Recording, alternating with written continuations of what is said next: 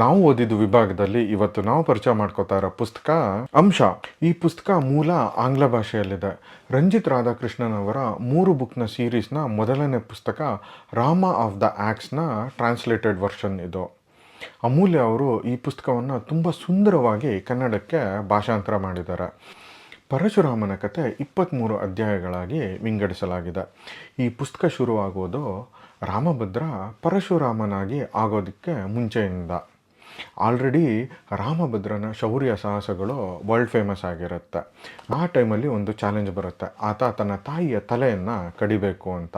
ಇದನ್ನು ಅವನಿಗೆ ಕೊಟ್ಟವರು ಬೇರೆ ಯಾರೂ ಅಲ್ಲ, ಅವನ ಸ್ವಂತ ತಂದೆಯಾದ ಜಮದಗ್ನಿ. ಈ ಚಾಲೆಂಜ್ನ ಅಕ್ಸೆಪ್ಟ್ ಮಾಡಿಕೊಂಡು ರಾಮಭದ್ರ ತನ್ನ ತಾಯಿಯ ತಲೆಯನ್ನು ಕಡಿತಾನೆ. ಅದಾದಮೇಲೆ ಅವನಿಗೆ ಪಶ್ಚಾತ್ತಾಪ ಉಂಟಾಗುತ್ತೆ. ಈ ಟೈಮಲ್ಲಿ ಅಲ್ಲಿ ಒಂದು ವಿಚಿತ್ರವಾದ ಘಟನೆ ನಡೆಯುತ್ತೆ. ಈ ಘಟನೆನೇ ರಾಮಭದ್ರ ಪರಶುರಾಮ ಆಗಿ ಚೇಂಜ್ ಆಗೋದಕ್ಕೆ ಕಾರಣ. ಪುರಾಣ ಹಾಗೂ ಇತಿಹಾಸವನ್ನು ಇಷ್ಟಪಡೋರು, ಎಸ್ಪೆಷಲಿ ಅದನ್ನು ಕನ್ನಡದಲ್ಲಿ ಓದಬೇಕು ಅಂದವರು ಈ ಪುಸ್ತಕವನ್ನು ಮಿಸ್ ಮಾಡೋ ಹಾಗೆ ಇಲ್ಲ. ಇದು ಮಸ್ಟ್ ರೀಡ್ ಅವರಿಗೆ. ರಂಜಿತ್ ಅವರ ಶ್ರದ್ಧೆ ಮತ್ತು ಪರಿಶ್ರಮ ಪ್ರತಿ ಸಾಲಿನಲ್ಲೂ ಎದ್ದು ಕಾಣುತ್ತೆ. ಹಾಗೆ ಅಮೂಲ್ಯ ಅವರ ಟ್ರಾನ್ಸ್ಲೇಷನ್ ಕೂಡ ಅಷ್ಟೇ ಅಮೂಲ್ಯವಾದದ್ದು.